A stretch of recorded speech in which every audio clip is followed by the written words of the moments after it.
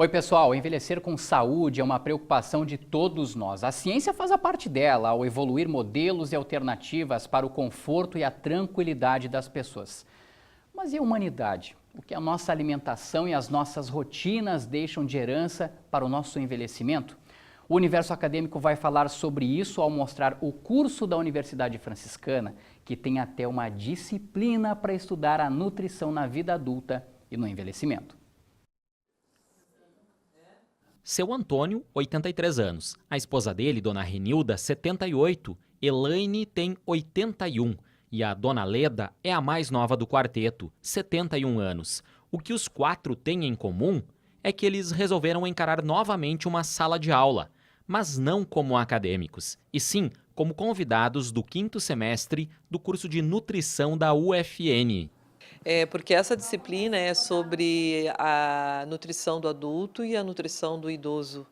E para que se tenha aliado teoria e prática, e essa disciplina é uma disciplina extensionista, nós temos que abranger todos esses vieses dentro do aprendizado, que é muito importante, muito importante. E eles estando dentro de sala de aula, para nós é a prática viva. Ao mesmo tempo que eles têm tantas experiências para passar, também estão aqui para aprender. Aprender mais sobre a saúde na terceira idade. E qualidade do sono é um dos fatores que influenciam na vida dos idosos. Um bom sono, então, vai garantir o idoso ter uma melhor vida social, né? Ele vai poder fazer atividade física, ele vai ter maior disposição durante o dia, que também vai levar um bom sono à noite. Então é bem importante esse idoso poder dormir bem, né? Ele ter horário para dormir, ele não adormecer tão cedo, até para não acordar, né, durante a madrugada e ter essa sensação de insônia durante o dia. Quando o idoso não dorme tão bem à noite, provavelmente ele vai ficar menos ágil, a função de memória pode ser prejudicada, né? Cuidar durante o envelhecimento é importante, vai garantir uma melhor qualidade de vida ao adulto e o idoso, mas é preciso voltar as atenções também para quem necessita minimizar as dores quando já não se tem chance de cura. Mas falta muito recurso ainda, né? Falta muita investigação sobre isso, porque é uma coisa nova, né? Principalmente aqui no nosso país, que a tendência é a gente envelhecer mais, né? Então, acho que vai ser bastante importante a investigação dos cuidados paliativos. E é preciso estudar mais para conhecer melhor essa faixa da população. Gente, essa pesquisa ela não pode demorar. Sabe por quê? Porque em 2030, o Brasil terá um número maior de idosos do que de crianças. Isso pela primeira vez na história do país. Lá em 2030, serão aproximadamente 41,5 milhões de pessoas idosas, o que representará um índice de 18% da população, contra 39,2 milhões da faixa etária entre 0 a 14 anos, o que chegará a um índice de 17,6% da população. Para entender melhor, a gente preparou um gráfico aqui, dá só uma olhada. A estimativa em 2030 é de 42 milhões de pessoas com 60 anos ou mais, contra apenas 9 milhões de pessoas lá no ano de 1990.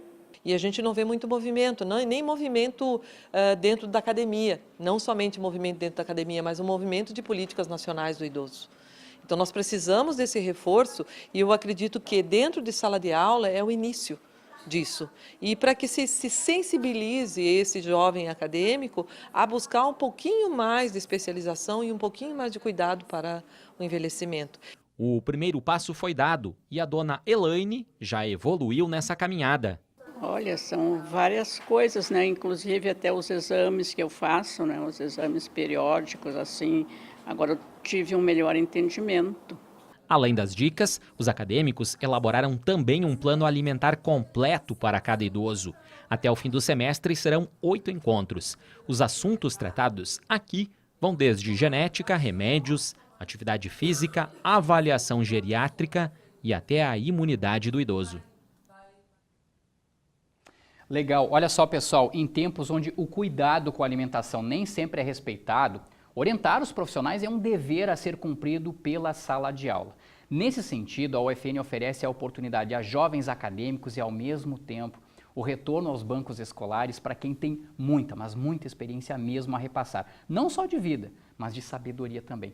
E vocês já estão observando na imagem aqui no estúdio da UFN TV que hoje nós temos uns convidados, eu diria assim, especiais, né? À minha direita aqui, eu tenho o seu Antônio, a dona Renilda e também a dona Elaine, né, que já apareceu na reportagem, que são estudantes, são alunos convidados, né, da disciplina de nutrição do adulto e do idoso. E do meu lado esquerdo, a gente já está vendo uma galera, vou dizer assim também, né? Uma turma, uma boa parte da turma que representa essa turma do 5º semestre do curso de nutrição da UFN, capitaneados, né? Coordenados pela professora Tereza Cristina Blasi, que é nossa conhecida aqui da UFN TV, participa de vários programas, inclusive muito bem o programa Coma Bem, né, professora? E também um grupo de alunos que está representando a turma aqui. Nós temos hoje aqui a Letícia, a Laureana, a Melissa, a Vitória e temos aqui também esqueci o nome de dessa moça aqui? Não. Laureana, perfeito, olha só, o Francisco Dutra, perdão. Olha só, então nós temos dois grupos separados, né? Nós temos aqui os alunos convidados e também os alunos permanentes, eu diria assim, do curso de nutrição da UFN. E qual é o nosso desejo hoje aqui, pessoal? É justamente discutir a alimentação do adulto e do idoso. E é claro que eu começo perguntando para a professora Tereza Cristina Blasi, professora, de onde surgiu a ideia de juntar diferentes gerações em uma sala de aula para discutir justamente, né, algo que é tão importante, principalmente dos anos 90, na verdade sempre foi, mas ganhou um destaque, ganhou uma importância diferente, principalmente dos anos 90 para cá, a partir da industrialização maciça, né, da nossa alimentação. Havia uma época, e eu tenho uma inveja muito grande desse pessoal que está aqui à minha direita, em que a alimentação ela era muito natural. Hoje a nossa alimentação ela está se tornando cada vez mais artificial, e daí a necessidade de cuidar muito o tipo de alimento que nós estamos ingerindo. Como é que é essa relação de pegar duas gerações bem diferentes, eu diria, e tentar repassar um conhecimento onde as pessoas precisam ter cuidado com a saúde do adulto e, claro, também com o idoso? Rogério, não é uma tarefa muito fácil, mas como a gente já tem alguns anos de experiência em relação ao cuidado do idoso, a disciplina do idoso, porque essa disciplina se tornou extensionista nesse semestre. E para que o nosso acadêmico tenha essa vivência, tá? Para saber sobre a origem, sobre cultura, sobre os preceitos básicos da alimentação dessas pessoas que estão vivendo mais, nós precisamos ter essa inter-relação. E a questão de trazê-los para a sala de aula, como disciplina extensionista, que cabe a prática aliada à teoria, e você saber juntar isso aí tudo e transformar em conhecimento e transformar em prática na vida fora, uma questão muito importante nisso tudo, muito importante, que é essa questão intergeracional, que nós precisamos hoje do reconhecimento do jovem em relação ao idoso. E não somente ao idoso, porque logo, logo, eles também estarão entrando na vida adulta. Então, como o alimento, como os diversos vieses da vida podem levar a uma vida saudável no envelhecimento, mas o conhecimento deles é o excepcional. A prática deles para nós traz muita coisa boa, muita informação que para eles servem de base para o aprendizado. Quer ver só? Seu Antônio, que idade o senhor tem, seu Antônio?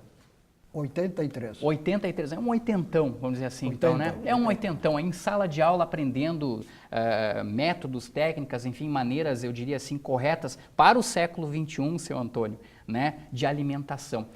O que o senhor consegue perceber, o que o senhor consegue entender daquilo que a professora Tereza Cristina passa e dessa garotada também, e que, por exemplo, lá nas décadas bem anteriores, o senhor, por exemplo, não percebia e consegue ver hoje em relação à alimentação? Rogério, não é muito fácil para um idoso entender tudo que a professora ensinou, e os alunos também. Mas deu para perceber que a gente tinha bastante coisas certas e muitas erradas. Então, a gente está fazendo força agora para acertar as erradas. Sim. E continuar com as que estavam certas. O senhor percebe hoje, por exemplo, seu Antônio, essa questão da artificialidade dos alimentos? Que antigamente a gente comia muita fruta, né? Muita. Hoje em dia parece que o pessoal abandonou muitas vezes esse hábito, ou não, aliás, abandonou não tem muito esse hábito, vai muito para o artificial. O senhor percebe isso? Sim, perfeitamente. O senhor percebe, por exemplo, nos seus netos, inclusive o senhor tem uma neta aqui na plateia, né, junto com a gente. Eu tenho 12 netos. Olha só. E a maioria deles não querem comer fruta. Olha só.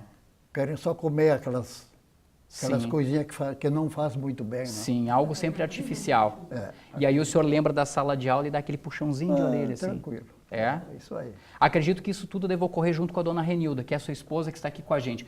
Eu vou lhe pedir desculpas por perguntar a sua idade, não é um hábito de educação. Meus pais não me ensinaram a fazer isso, mas para título da reportagem do programa, eu vou ter que lhe perguntar, dona Renilda, que idade a senhora tem? 77, É uma- 78. 78 anos, é uma setentona aqui com a gente, né, participando do programa. Quando o seu Antônio fala isso, né, de que os netos lá não gostam muito de comer fruta, a senhora percebe isso também? Também. E o que a senhora procura passar para eles a partir daquilo que a senhora vem aprendendo em sala de aula, a partir dessa disciplina extensionista aqui do curso de nutrição da UFN, em relação à importância disso e principalmente de quantificar a ingestão de alimentos artificiais? A gente fala, mas eles não escutam. Não escutam? Não, diz É? que não é verdadeiro. É? É. E aí tem um conflito em É, casa, na hora do eles almoço não- de domingo, é isso? Eles não gostam. Sim, Eles querem comer o que eles acham que está certo. sim. E o que a senhora aprendeu de mais importante até agora na sala de aula? Aprendi muita coisa. Do tipo? Da comida, do jeito, de tudo. Sim. É. A Eu maneira não muitas sabia. vezes como cozinhar um alimento, como preparar ele, enfim, como fazer ele de uma forma diferente e de certa forma até mais atrativa para os netos também. É. É por aí? É. Não menos diferente, eu acredito que a dona Elaine, que também está aqui com a gente. Dona Elaine, eu também lhe peço desculpas, mas eu gostaria muito de saber a sua idade. 81. 81 anos, olha que legal. Eu sei que a senhora foi professora no ensino fundamental, é isso? Sim. Então o retorno para a sala de aula, na verdade, agora se dá muito tempo depois, como forma de uma aluna, né? Sim. A senhora foi professora por muitos anos. E como é que está sendo essa experiência para a senhora de conviver com a professora Tereza Cristina Blasi, de conviver com todo esse pessoal que tem idade, por exemplo, a serem seus netos? E aí a senhora trocar ideias e dizer, olha, meus filhos, cuidem com os alimentos, cuidem com a alimentação. Como é que está sendo para a senhora? Eu acho, assim, muito importante porque eu estou aprendendo com os alunos aqui a importância da alimentação balanceada, o cuidado, né, de não repetir. Isso aí é fundamental, né? Sim. E cuidar muito da alimentação artificial também, né? Há uma série de alimentos sim. hoje que definitivamente não fazem bem para a nossa saúde. Mesmo né? porque o idoso está vivendo mais anos, né? Correto. Aí mais necessário se torna o cuidado com a alimentação, né? Verdade. Isso é bem Para verdade. evitar né? as doenças, né? Verdade, muito verdade isso que a senhora coloca. Professora Tereza Cristina, eles acabam de tocar num assunto que, na verdade, eu já tinha programado aqui, que é justamente essa questão do envelhecimento, né, da expectativa de vida. E ela está aumentando, ela aumentou no Brasil, nos países desenvolvidos, então nem se fala, ela aumenta muito. Agora, como a gente pode aumentar essa expectativa de vida e envelhecer com saúde, na sua opinião? E em seguida eu vou querer saber a opinião também dos estudantes. Está diretamente relacionado com alguns fatores básicos, né? Sim. E nós já vimos isso em sala de aula também, sobre a questão, qual é o desejo, que a gente vê nesses longevos? Essas pessoas que vivem mais do que estavam vivendo anteriormente. O que a gente vê? Que as pessoas que envelhecem com saúde, elas têm práticas importantíssimas.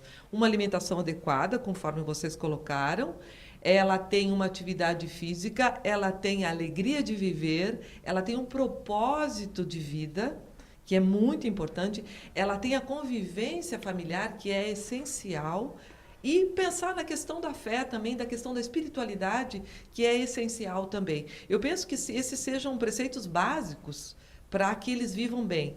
Mas nós temos que pensar em políticas públicas que, de certa forma, acolham esses idosos. Porque nós não vemos dessa forma, pelo menos aqui no Brasil. Sim. Nós ainda precisamos trabalhar com isso. Mas uma questão muito importante, e eu adorei vê-los falar, nossa, ouvi-los também, me dá uma alegria imensa de saber que esses acadêmicos passaram algo muito importante para eles. E a gente tem esse retorno, porque nós não tínhamos esse retorno. Sim. Então, o que é importante em relação à questão do envelhecimento é voltar para os bancos escolares. E eu acho que a universidade está disposta a receber, até como aluno egresso, de alguma forma, a universidade está disposta a receber. Quem sabe esse seja um futuro bem promissora Eu aqui nem dentro da diria quem sabe universidade. seja, é o futuro, a universidade do futuro, ó, está aqui à minha direita, professor. As pesquisas apontam ótimo. isso também. É ótimo, ótimo. Então nós gostaríamos que diante desse belo programa que você está fazendo em relação ao envelhecimento, que nós precisamos de mais que sejam visualizados de alguma forma, nós precisamos que esses idosos voltem aos bancos escolares. E na forma de alunos convidados ou até na forma de acadêmicos também. Sim. Eu vou deixar, Rogério, eu queria agradecer o Giaretta, o Kerber, desculpe. Perfeito, Rogério Kerber. Pelos dados que ele apontou. Perfeito. Porque quando eu vejo uma população, a quinta maior população de idosos no Brasil, eu preciso de uma base de sustentação para isso.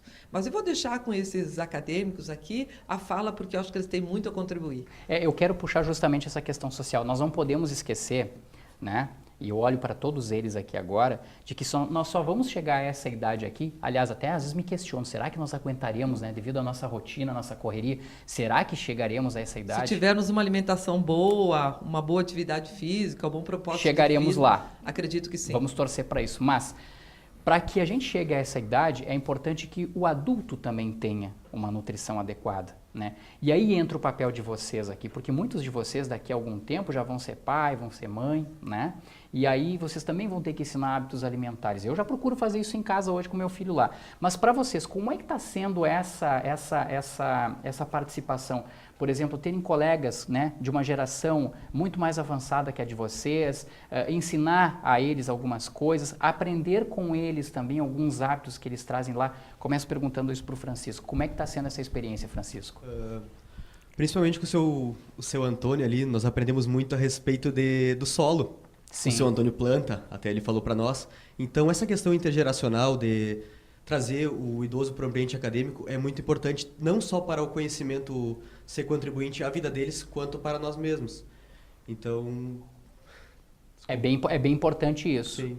Saber muitas vezes até o próprio manejo do solo para que a gente tenha um alimento não contaminado e exatamente puro, natural mesmo, né? Para essa questão. Estou vendo que a Laureana aqui está se movimentando para falar. O que você gostaria de falar acerca disso, Laureana? Bom, é um prazer tê-los, né, em sala de aula. Esse nosso projeto de extensão, ele acontece de forma diferente, onde nós não vamos até a comunidade ou até a casa deles, mas que eles estão vindo até a universidade, né? Correto. Então, torna-se uma via de mão dupla, onde nós podemos aplicar o nosso conhecimento e também aprender ainda mais com eles, com os hábitos que eles desempenharam durante toda uma vida, né? E ainda estão desempenhando e nos ensinando. Que legal, que bacana. Vou perguntar para a Letícia agora, Letícia, o que você mais consegue aprender com eles em sala de aula e também daquilo que a professora Tereza Cristina passa? Porque, afinal de contas, ela não é, por exemplo, tua professora só nessa disciplina, ela é em outras disciplinas também. Mas o que vocês conseguem aprender e perceber em sala de aula diante de gerações diferentes? Bom, como tem os meus dois avós, né, o nono e a nona, além de aprender o jeito que eles viviam antigamente, como estão vivendo agora, conhecer mais eles. Eu aprendi também a conhecer mais meu avô e minha avó, Sim. Trazendo eles para a sala, ouvindo eles falar e, claro, tudo que a professora Tereza fala, principalmente da parte da comunidade, fazer com que eles estejam em família, em comunidade, tirar eles de casa, trazer eles para ver como é que a gente aprende novas coisas, ensinar novas coisas para eles. Deixar eles... o idoso precisa estar em comunidade. Correto. Por exemplo, também o nono participa de várias atividades da comunidade.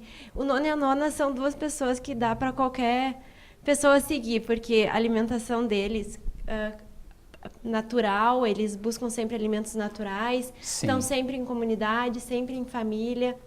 Então, eu acho que qualquer idoso, qualquer pessoa, qualquer adulto pode seguir eles. Pode se espelhar bastante no Muito. exemplo deles para pegar. Então é você que está aqui conosco, que é a neta, na verdade, do seu Antônio e da dona Renilda. Isso. É isso? Dona Renilda, é ela que muitas vezes não quer comer lá uma fruta? Não, ela... Ah, ela come, é. A senhora não está Mas falando isso só porque ela está brigo aqui na com frente ela. da gente, né? Não, ela come. Ela come mesmo? É. Ah, então tá bom. Então a Letícia Mas está os perdoada. meninos. Os meninos, São bem teimosinhos. Olha só, eles vão estar nos assistindo no canal 15 da NET Santa Maria ou pelo UFN no YouTube e vou lembrar dessa situação. Os meninos são teimosinhos. São teimosos, que danados. Agora eu quero saber da Melissa.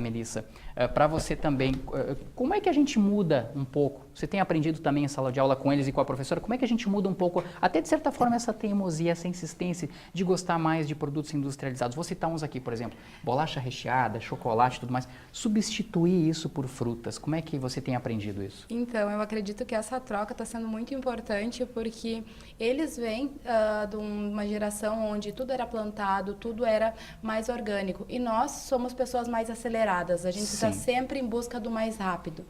Então, para nós é muito mais fácil ir no mercado, comprar uma bolachinha, algo assim, sendo que os nutrientes e a maneira como ele vai agir no nosso corpo não é nada comparado a uma alimentação balanceada. E é isso que, como o seu Antônio disse anteriormente, se a gente tivesse entrado em sala de aula muitos anos atrás, a alimentação do adulto e não só do idoso poderia ser melhorada. E eu vejo também a diferença dessa troca, como eu convivo bastante com a dona Elaine, que ela vem com curiosidades sobre, eu vi tal coisa, eu vi tal programa, eu vi tal receita. Então tem uma troca, porque ela se sente interessada a mudar. E Perfeito. Isso é muito importante. Muito legal mesmo. Agora eu quero ouvir a Vitória Quatrim. E a Vitória Quatrim também participa dessa turma, né, da disciplina da nutrição do adulto e do idoso. Vitória, para você também, eu acredito que seja um momento de realização. E aí, eu não posso deixar de dissociar um momento muito legal vivido por você, porque há alguns semestres atrás você participou, né, aqui da UFN TV, em programas, na época ainda TV Unifra, da aprovação no vestibular, né, e nós fizemos uma reportagem contigo. Eu quero te fazer, na verdade, 2 perguntas nessa mesma oportunidade. Primeiro, o quanto você tem aprendido por meio dessa disciplina? E segundo, em algum momento, eu sempre faço essa pergunta para todos os acadêmicos, em algum momento você pensou, a partir da aprovação do vestibular, de poder viver uma oportunidade como essa, de ter pessoas como, por exemplo, como se fossem seus avós, tal qual colegas em sala de aula? Olha, eu como perdi um pouco cedo meus avós, essa experiência que a professora nos proporcionou, está sendo muito incrível, porque eu relembro os meus velhos tempos quando os meus avós estavam aqui ainda. Sim. E relembrar quando eu passei no vestibular, o que eu vou fazer agora? O que eu vou aprender? Sim. Eu não tinha noção de nada, de nada. A professora Tereza está ajudando muito, está sendo incrível ter essa experiência de troca de gerações. Está sendo maravilhoso mesmo. Sim, ou seja, você consegue, na verdade, vivenciar 2 situações ao mesmo tempo, eu diria assim, de ter sido aprovada no vestibular há um tempo atrás, de descobrir algumas coisas, por exemplo, em relação à nutrição, mas ao mesmo tempo também relembrar a participação dos avós. Pessoal, eu quero puxar alguns assuntos aqui que a professora Tereza Cristina vai poder me ajudar melhor, professora. O gerontólogo Alexandre Kalash, ele é médico gerontólogo, né? Ele estuda muito, inclusive ele publica, né, artigos e tudo mais. Ele fala que a expectativa de vida no Brasil para ele aumentar é uma surpresa. E que, na opinião dele, o brasileiro insiste em envelhecer sem as menores condições. Claro que isso ele está falando num tom mais social, né, e explicitamente social.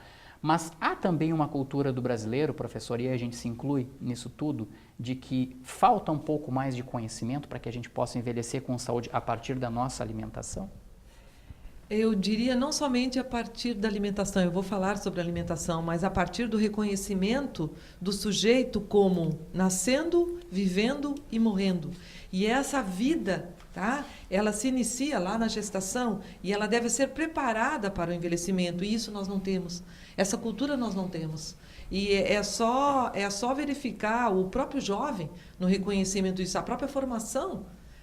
A formação que nós temos dentro a instituição está proporcionando isso agora.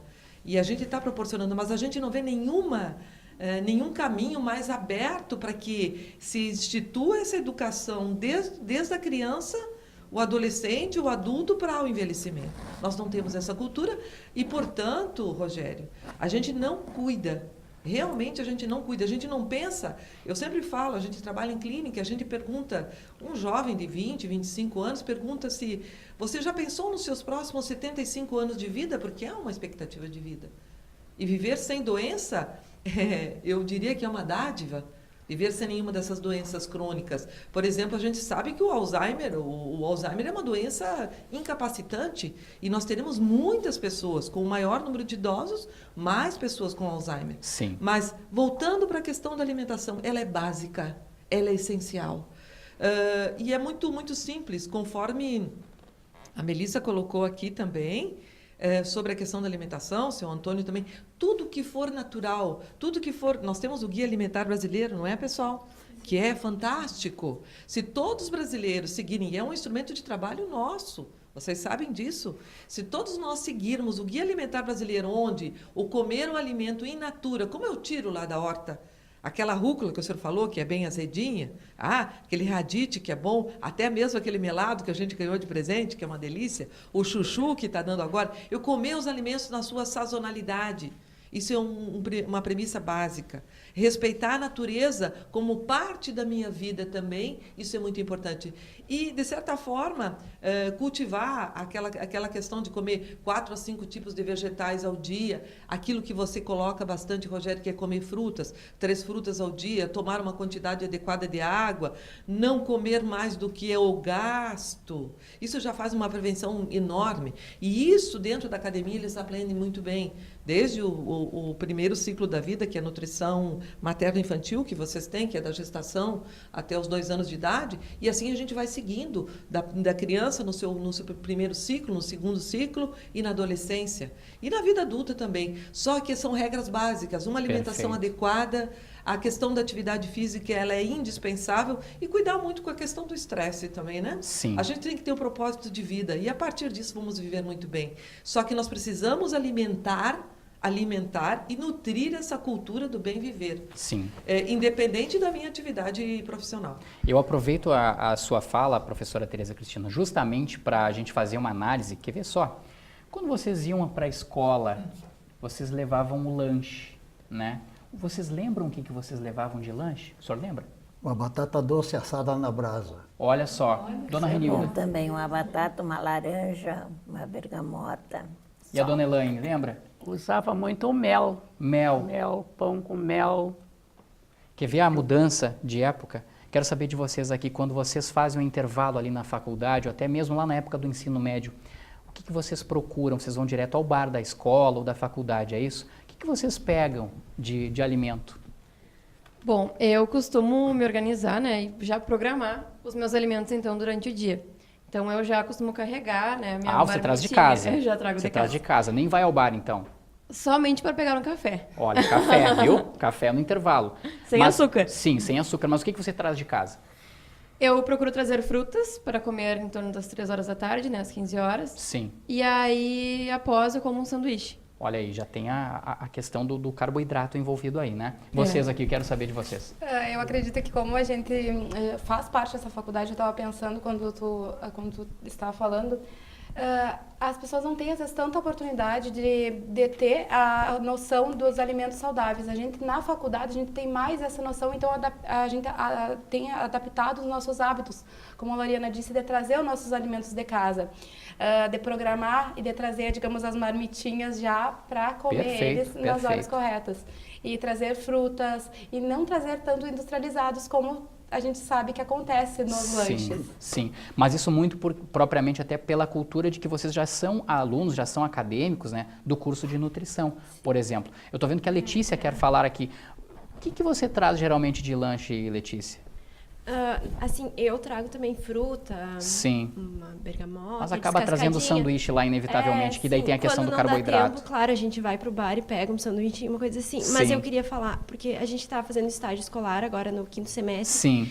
E a gente percebe muito como as crianças trazem o ultraprocessado, uma bolachinha, um suquinho de caixinha. A gente, assim, nota muito. Por exemplo, na escola que a gente foi, o quinto ano, assim, acho que 2 no máximo, tinha um sanduíche e uma fruta, acho que nem fruta tinha, mas a grande maioria era ultraprocessado, uma bolacha, um salgadinho, um refrigerante, e eu acho que a gente tem, como a gente está fazendo o estágio escolar, a gente tem que começar desde pequeno, ensinar para eles um lanche mais a ultraprocessado, claro, é mais prático. Sim. Mas mostrar para eles que uma fruta, às vezes, é mais barata que um salgadinho, que vai trazer muito mais benefícios, energias, Sim. vitaminas para eles. Mas tenho certeza de que eles devem teimar um pouquinho, devem duvidar disso, né? Sim, foi muito difícil passar, agora, né, do idoso, agora para criança, mas foi Sim. muito difícil passar para eles. Essa informação.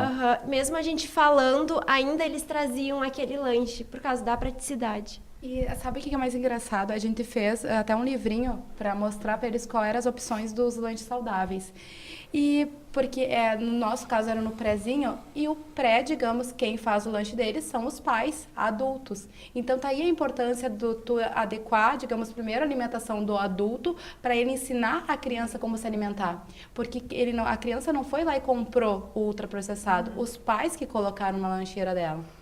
Então, poucos casos que tu vê de comidas que a mãe e o pai fazem em casa e não manda ultraprocessado. Sim, mas aí entra essa questão muito da teimosia também. E sabe por quê, professora Tereza? Porque eu lembro de uma questão também muito citada pelo Alexandre Kalash, que é a questão do idadismo, né? Para quem não sabe o que é idadismo, eu vou explicar aqui.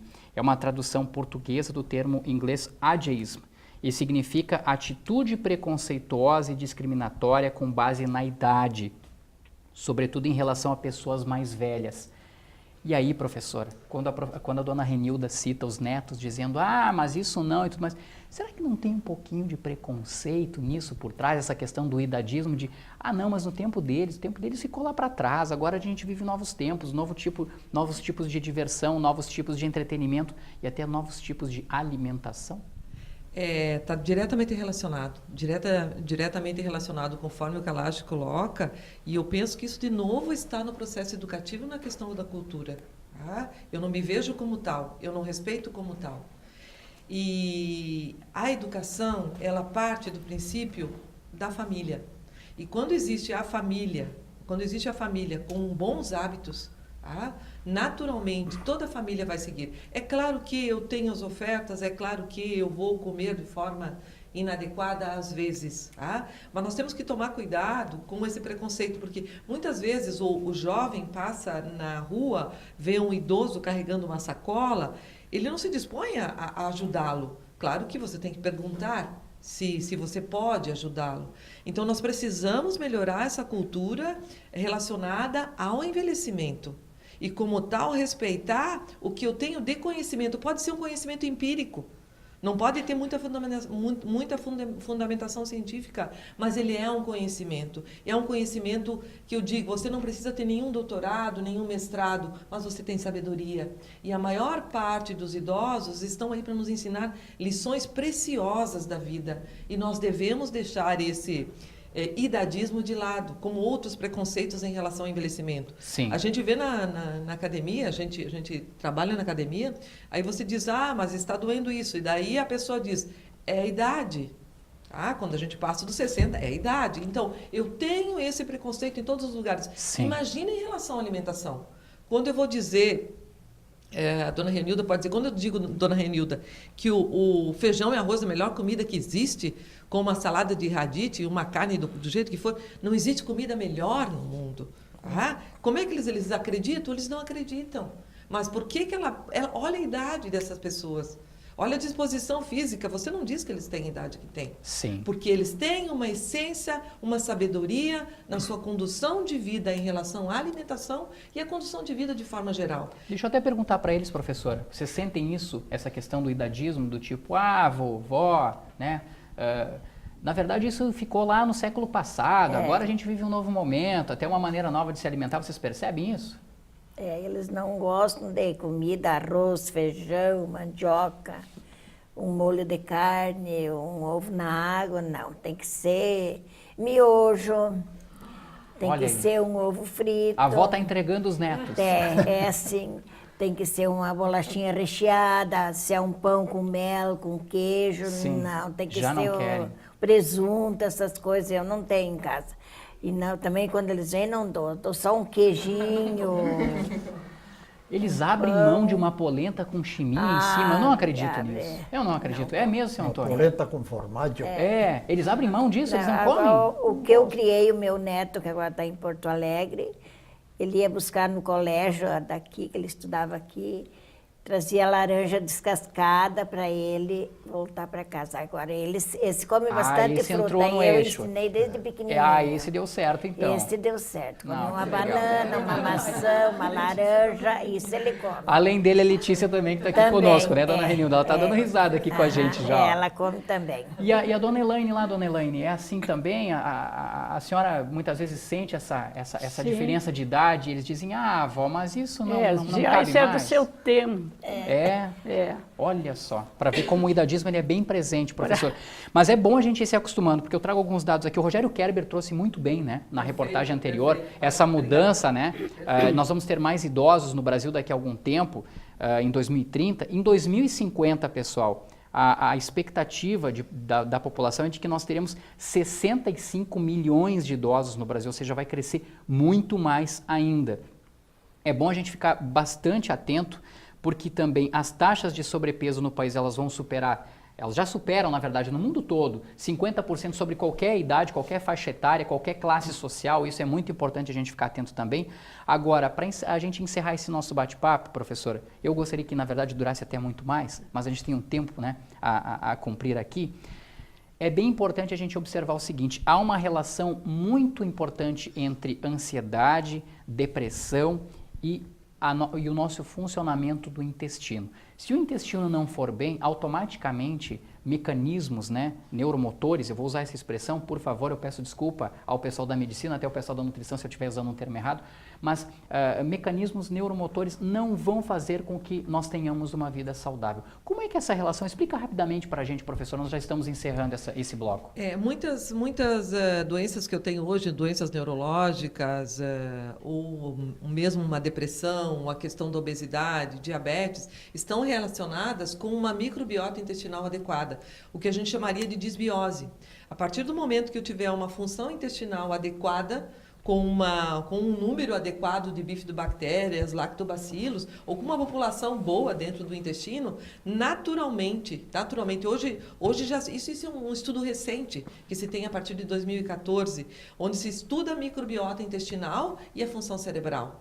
E daí se pensa como que a microbiota vai ultrapassar a barreira hematoencefálica. É pelas vias aferentes do sistema nervoso autônomo, e eu consigo, por exemplo, se eu comer muito bem, eu posso ter uma produção de acetilcolina que impede a minha depressão. Eu posso ter uma produção de serotonina através de alguns nutrientes, onde o que vai acontecer? Eu vou ter memória, eu vou ter um bom sono, eu vou ter uma boa produção de serotonina, vou ter uma boa produção de melatonina quando eu dormir, vou ter aquele sono profundo. Naturalmente, aquelas doenças relacionadas mais à questão comportamental, à depressão, à falta de ânimo na vida, elas estarão sanadas com uma função intestinal boa. Mas eu digo uma coisa, seguindo a recomendação aí deles sobre alimentação, comer a batata doce, comer aquele alimento da horta que é rico em fitoquímicos, rico em nutrientes, isso nunca irá acontecer. Sim. A boa função intestinal ela é básica para todo mundo, independente de peso. Independente de peso, para função neurológica, diabetes, obesidade.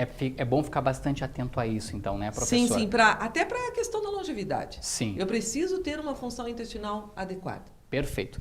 Olha, pessoal, passou muito rápido, o nosso tempo está acabando. Eu quero agradecer a presença de todos vocês, ao seu Antônio, à dona Renilda, à dona Elaine. Parabéns por essa vitalidade, pela presença aqui no nosso estúdio, por voltar à sala de aula, por aprender e principalmente por repassar o conhecimento que vocês têm de vida para essa garotada aqui. E claro, professora Tereza Cristina, agradeço a senhora pela sugestão do programa. Muito obrigada. A esses acadêmicos que estiveram aqui participando também, parabéns a todos eles, né, e que vocês consigam aprender e também repassar, não só a esse pessoal que está aqui conosco, mas as futuras gerações que vêm vindo, porque amanhã ou depois vocês vão ser são futuros nutricionistas, né? E aí vocês têm um papel muito importante na sociedade até para evitar doenças, enfim, para garantir um envelhecimento saudável para todos nós. Obrigado também pela participação de vocês aqui no programa Universo Acadêmico. Rogério. Tá bom? Obrigado. Vamos rapidamente para o intervalo, porque depois o Universo Acadêmico exibe as atividades da Jornada de Terapia Ocupacional da UFN, as celebrações da Semana da Pedagogia. Você vai ver também como foi a Feira Interdisciplinar em Saúde, que reuniu 4 cursos de graduação da UFN. Não perca, depois do intervalo, também as informações sobre a inscrição ao vestibular de inverno da Universidade Franciscana. Ainda dá tempo, hein?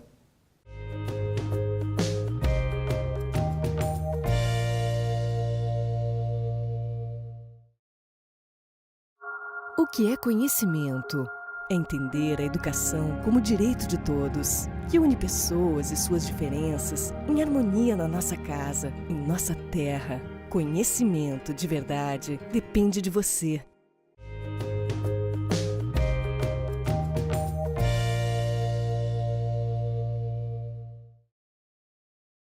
Em comemoração ao Dia do Pedagogo, o curso de Pedagogia da Universidade Franciscana promoveu várias atividades como forma de homenagear professores e alunos do curso. Na UFN, a formação de professores tem mais de 6 décadas de história. O ensino da pedagogia nasceu com a criação da instituição que, na época, era chamada de Faculdade de Filosofia, Ciências e Letras Imaculada Conceição, a FIC, e que desde 1957 já formou mais de 3.200 pedagogos. Fazer farinha, onde foi parar meu tostão? Ele foi parar na vizinha, bate mandiouro no pilão, pega mandioca pra fazer farinha. Elas sentaram assim, no chão mesmo, para criar um ambiente ainda mais descontraído e interativo. Uma moeda vai circulando e quem está no centro da roda tem que adivinhar onde o objeto foi parar no fim da música. A cantoria é de uma brincadeira popular conhecida das salas da educação infantil. Desenvolvida na escola porque vai trabalhar essa questão do ritmo, da sintonia, da coordenação motora, né? Então deve sim ser trabalhada na escola. Mas aqui a brincadeira foi para integrar alunos e professores de pedagogia da UFN. Cada ano o curso seleciona um tema para nortear a comemoração pelo Dia do Pedagogo. Em 2019, o escolhido foi o lúdico, a importância de ensinar por meio de brincadeiras. O lúdico, assim, é muito importante para o desenvolvimento da criança. Até para nós, o lúdico, a descontração é importante e o foco do desenvolvimento infantil é trabalhar com a ludicidade a partir das várias etapas de desenvolvimento da criança. Então, para cada etapa de desenvolvimento da criança, a ludicidade precisa estar presente nas atividades pedagógicas. O que quer dizer isto? Que ensino e aprendizagem, a ludicidade precisa ser o meio para que isso aconteça de maneira que não seja estressante para a criança, que ela sinta prazer em aprender. Tem disciplinas que são voltadas à ludicidade, então colocar um pouco em prática, juntamente com os professores do curso, os professores estão presentes aqui hoje, e os alunos dos diversos semestres. Agora levanta todo mundo e diminui a iluminação porque é hora de dançar. Mas a cada momento a música era pausada para formarem duplas e responderem a perguntas como: o que você diria para incentivar alguém a ser professor? O que tu respondeu ali? O que tu falaria para uma pessoa para incentivá-la a ser professor? Que o professor ele tem o poder na mão e ele consegue modificar o mundo através das crianças, né?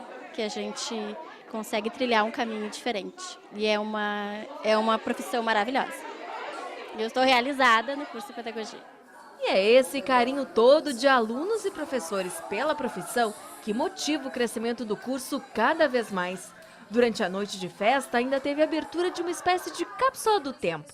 Em 2018, as turmas depositaram metas para o ano seguinte. E a cada desafio cumprido, uma salva de palmas para comemorar. A formação de professores na Universidade Franciscana começou com a criação da instituição, que já tem 64 anos de história. Essa é uma profissão muito significativa porque interage com diferentes pessoas. E essa parada do curso de pedagogia para fazer essa comemoração faz com que diferentes semestres, turmas de diferentes semestres se conversem, dialoguem, confraternizem juntos. E daí vão se desenvolvendo ao longo desse processo com uma caminhada mais interdisciplinar, não somente interdisciplinar, mas também o curso como um todo. Nós temos longa data e as licenciaturas como um todo têm um papel muito significativo para a instituição. Formar professores, para nós, é um orgulho. Ele foi para a vizinha, bate um tijolos no quintal, pega mandioca para fazer farinha. Vem aí a 9ª edição do Salão de Iniciação Científica. A Universidade Franciscana promove as atividades nos dias 4, 5 e 6 de junho. Quem quiser participar pode fazer a inscrição até o dia 31 de maio, sexta-feira agora, pelo site ufn.edu.br. São 215 vagas oferecidas.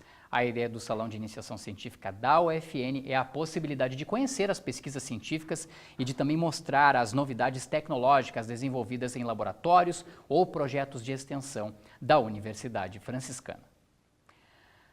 A fratura no nível do punho e da mão é a terceira causa de afastamento do trabalho no Brasil. A informação é da página da Previdência Social na internet e refere-se a 2017, o último levantamento divulgado. A reabilitação da mão foi o tema da palestra de abertura da primeira jornada de terapia ocupacional da Universidade Franciscana, que reuniu estudantes e profissionais da área. As nossas mãos, elas são tão importantes no dia a dia, né? Para comer, para pegar objetos, para amarrar os tênis.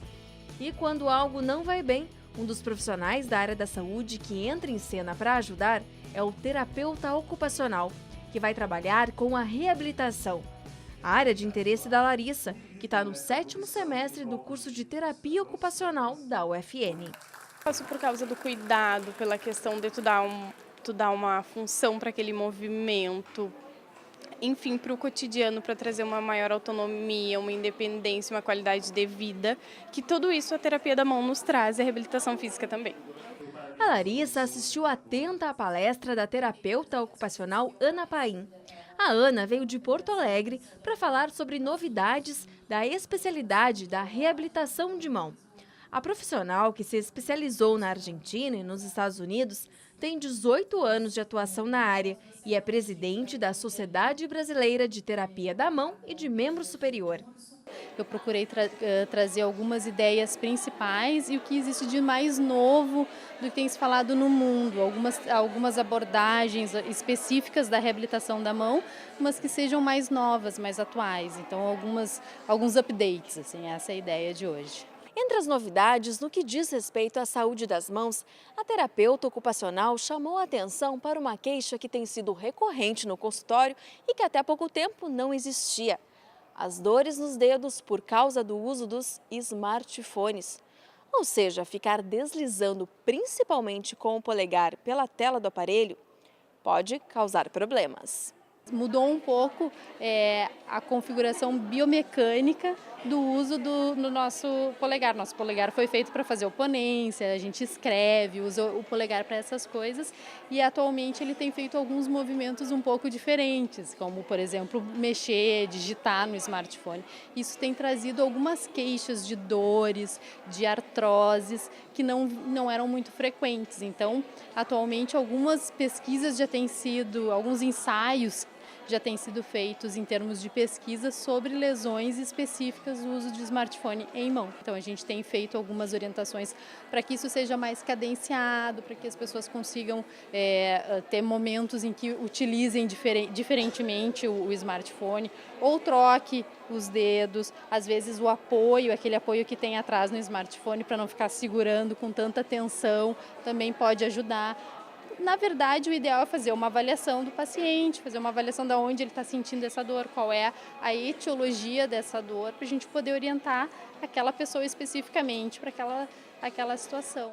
Além de falar da reabilitação, a primeira jornada da terapia ocupacional da UFN, que ocorre no ano em que o curso completa 15 anos, levantou o tema da inclusão. Uma das temáticas do evento vai ser o autismo, né? A intervenção terapia ocupacional com autismo. Então, essas crianças elas têm uma rotina prejudicada em função dessa condição. Então, a terapia ocupacional vai se inserir ali para contribuir para que ela tenha uma rotina com qualidade de vida, uma rotina que possibilite descobertas, o brincar, para que ela consiga se incluir na sociedade, né? Então, vai ao encontro do tema que é a reabilitação e inclusão.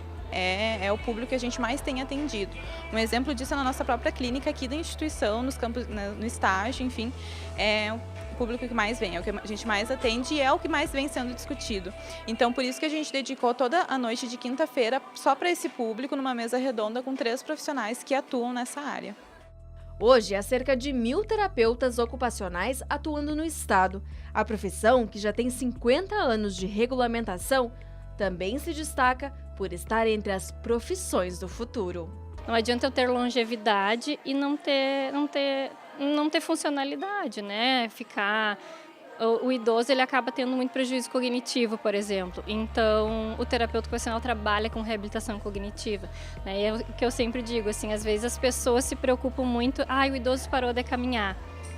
Mas ele sabe para onde ele vai se ele voltar a caminhar, então ele vai precisar do terapeuta ocupacional para trabalhar isso, né? Resgatar essa memória, resgatar para que ele consiga compreender essas atividades, né? Por que ele vai até o banheiro, qual o significado daquele local da casa dele, e as próprias institucionalizações, né? Enfim, de modo geral, a gente busca muito a qualidade de vida para essas pessoas que procuram nossos atendimentos, com certeza.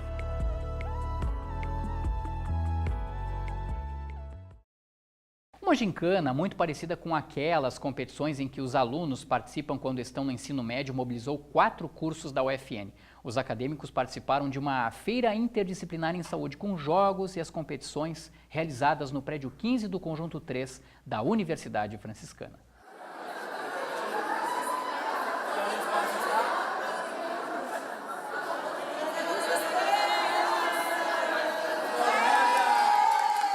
O prêmio deste show do milhão era fictício, assim como a competição, porque a recompensa maior que o grupo quis passar aos participantes foi o conhecimento sobre o Sistema Único de Saúde. Tudo relacionado, desde agente comunitário de saúde, ECF, UBS, então todas essas áreas a gente integrou tudo na brincadeira. Uma brincadeira séria. Como a gente tem que pesquisar, a gente tem que procurar e criar a logística, então fica mais interativo também essa prática que a gente faz. E a interação foi o foco da feira. O jogo ou competição precisava estabelecer um contato com o participante. Já as equipes tinham que ser formadas por integrantes dos cursos de enfermagem, odontologia, nutrição e fisioterapia.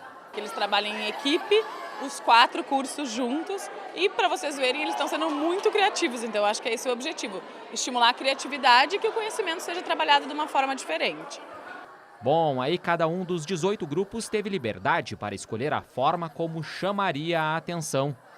É muito mais tranquilo, uma vez que são eles mesmos que desenvolvem qual a temática que eles querem trabalhar, de que maneira eles vão abordar, como é que eles vão apresentar para nós, integram melhor, interagem melhor e aprendem melhor também. Essa é a ideia de uma metodologia ativa, inclusive. E olha só, aqui o pessoal já resolveu antecipar o São João, porque está rolando por aqui uma tal de pescaria da saúde. O que é isso? Conta pra gente. Assim, a gente tem que montar a equipe tanto do ENASF quanto do ESF. A gente pesca os bonequinhos e quem montar e acertar a equipe ganha um prêmio. Vamos ver como é que funciona na prática aqui? Posso participar? E aí, como é que funciona agora? O psicólogo vai aonde? ESF ou na NASF? Eu não é minha área, mas posso chutar? Pode. O que é NASF? NASF, Núcleo de Apoio de Saúde, isso. Vamos no NASF? Vamos. E aí? Tá certo. Tá certo? Acertou. Olha aí, ó. E o que eu ganho? Uma bala, pô, olha aí, legal. Essa foi a 3ª edição da Feira Interdisciplinar em Saúde, que além da diversão, também serviu como momento de avaliação. Essa amostra de hoje vale 7 no peso da segunda nota, então assim, alguns alunos vão ficar melhores na nota e outros piores, mas não temos um vencedor.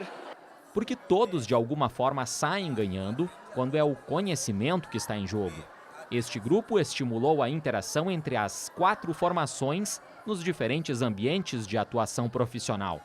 Exato, multidisciplinar e também não só focando no hospital ou na clínica, mas sim todos, porque a gente acha que todos têm a sua importância, né? Hoje é um dia de aula, mas eles estão fora da sala, estão interagindo entre os cursos, trabalhando em equipe e tentando fazer uma dinâmica que todos possam concordar, se reunir, né, para poder trabalhar isso de uma forma bem criativa.